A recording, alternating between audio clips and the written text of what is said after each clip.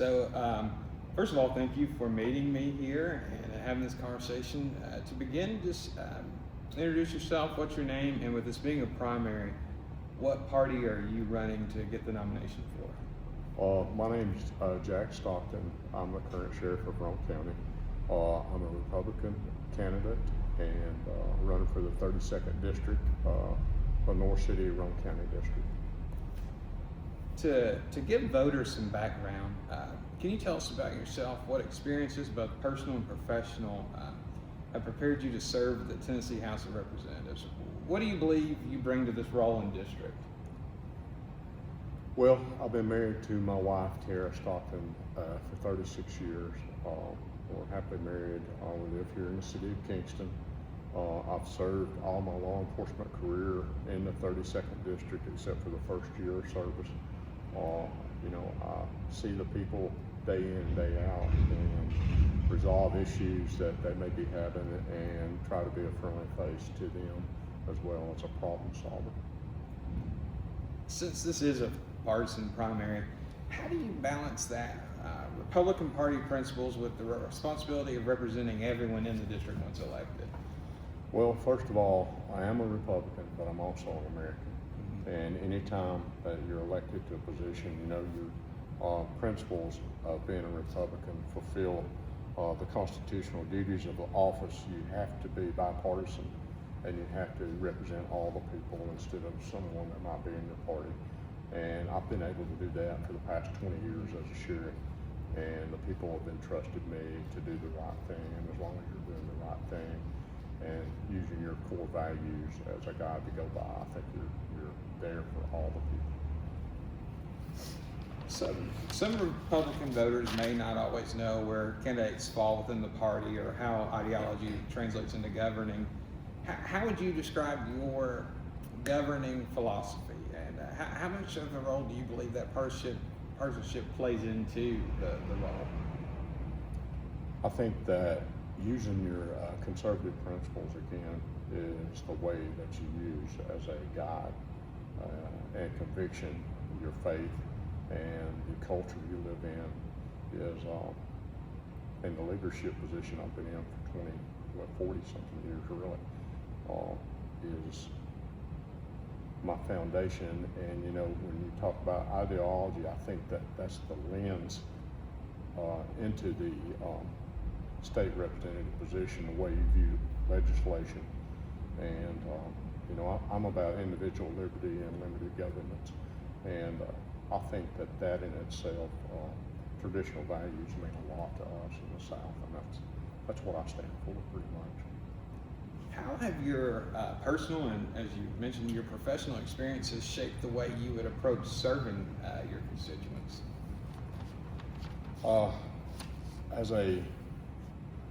think that my faith and doing the right thing regardless of the issues that may be at hand, I think that my moral compass lies in my faith and ability to do my job. And you have to be a good listener to every person in your district and observe what the needs are. And I think that everything works out for you if you just try to seek the interest of the people that you're serving. It's easy for politics to dominate the conversation, but and I'm sure Sheriff, governing is ultimately about solving problems. What are the top issues you hope to address if elected? Whether state budget, infrastructure, education, public safety, mental health, economic development, or any issue. Which ones are the kind of top ones you feel? I think that the voucher program in the state of Tennessee, I'm strongly opposed to the vouchers and private education programs. I do think that children should have options, but the voucher thing is going to drain the state of a lot of taxpayer money, and the Constitution doesn't say anything about paying for private tuition fees. I think public schools need to be supported by state government, and I think that's part of what the Constitution says.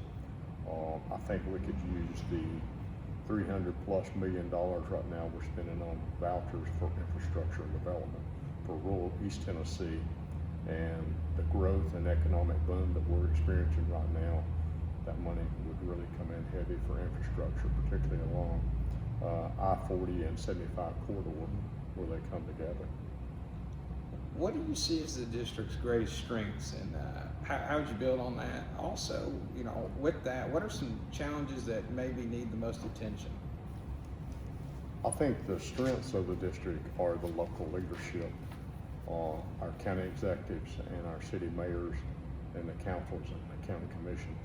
I think they've done an excellent job at this point to deal with the growing economy, the growth in Tennessee in general, the population boom, and you can see it all around us. We're merging into what you could say probably is the suburbs of Knoxville now, and Knoxville is moving in our direction and keeping up with those times. I think the state needs to be more involved with the infrastructure and development of waterway systems, lighting, the electrical grid, things like that, and I think we're headed in the right direction. Which, that's interesting. We'll come back to that here in a moment. This district includes communities both, Rowan and Loudoun County. Do you see their priorities largely the same, or do you believe each area has unique needs? How would you ensure both counties receive that strong representation?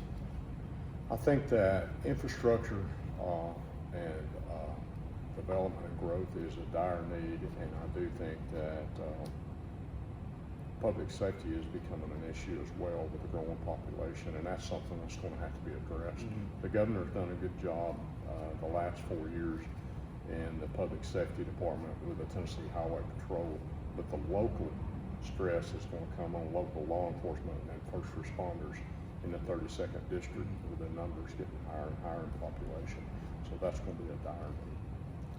As our communities continue to grow, and you kind of mentioned this earlier, do you believe decisions about development and growth should primarily remain within local governments, or are there some areas where the state could or should take a more active role? Again, the local government should be making most of the decisions on the growth. Infrastructure, the state should be helping financial-wise, funding some of those projects for the sewer and water and the electrical grid as well. And I think the nuclear renaissance program that's coming to Oak Ridge is going to be a big help to TVA and the nuclear energy. Tennessee is providing about 40 to 45% now of nuclear energy, and that's hoping to jump that on up to 75 to 80% once everything is working the way it should in the next decade. Without discussing your opponents, because politics are how they are, what distinguishes you as a candidate, and why should the Republican primary, voters choose you? Well, first of all, I'm a problem solver. I've been doing it my whole career, over 40 years in law enforcement, and I've seen the worst and the best of people, and most of the time when they have an interaction with me, it's about an issue that needs to be resolved, and that's where serving all the people fairly and equally comes into play, and I'm the only candidate so far that has that background. And I've managed multi-million-dollar budgets, over $12 million annually as a sheriff, and managed over 120-something people at one time, plus managed the jail with more than 250 to 300 inmates at any given time. I have the management skills and the leadership ability and a proven record that I can get things done. And working with 5 different county commissions, both Democrats, Republicans, and independents, I think that I'm the only person that can handle that with my background, and I've proven myself that I can work with anyone. And over the last 20 years, we built a jail that was a $10 million facility, and with the budget the way it is, every year we usually put $1 million back in the general fund from appropriated money that was given to us to spend.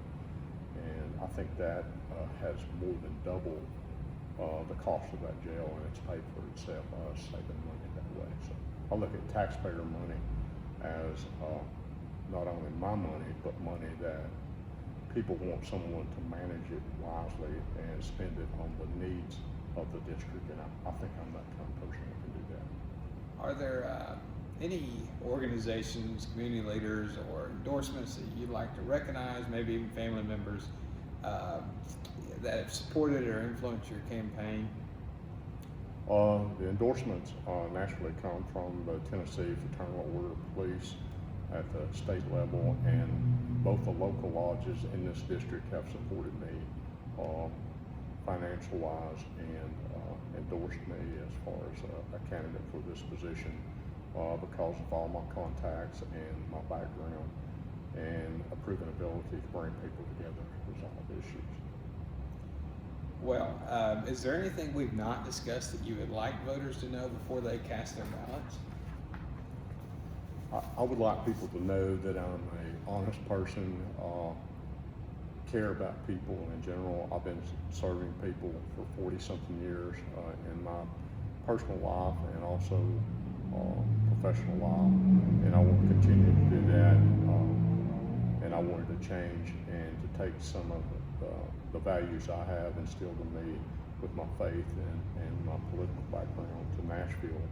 I feel like I can make a difference for everybody's life to make it a little bit better than it has been in the past. And you can correct me if I'm wrong on the Rome County part, but in Loudoun County, early voting is July 17th through August 1st, and election day is August 6th. Is it the same here? Yes. All right. Well, I just want to say thank you for having this conversation and having me out here. Thank you. Thank you. All right. Okay.